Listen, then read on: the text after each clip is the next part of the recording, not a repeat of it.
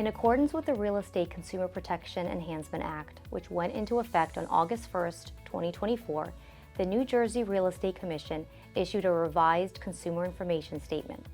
As has been the case, the Consumer Information Statement, or CIS as it's commonly called, applies to residential sales and rental transactions, meaning it applies to sellers and landlords as well as buyers and tenants.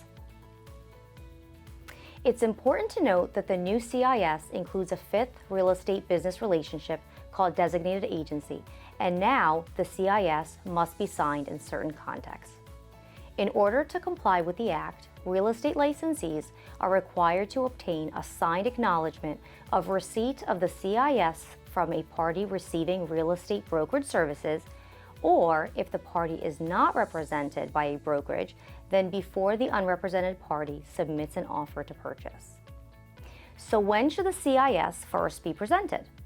With regard to buyers, a licensee is required to verbally inform prospective buyers about the 5 business relationships prior to the first discussion at which buyer's interest and financial ability to purchase is discussed. If this discussion is during a business meeting, a copy of the CIS must be delivered prior to the discussion or as soon as reasonably practical. Please note that the CIS must be signed by the prospective buyer if the buyer intends to work with the licensee. Therefore, the CIS should be signed no later than at the time that the prospective buyer signs a brokerage services agreement with the brokerage firm. With regards to sellers, a licensee is required to verbally inform the seller about the 5 business relationships prior to the first discussion regarding the seller's motivation to sell or desired selling price.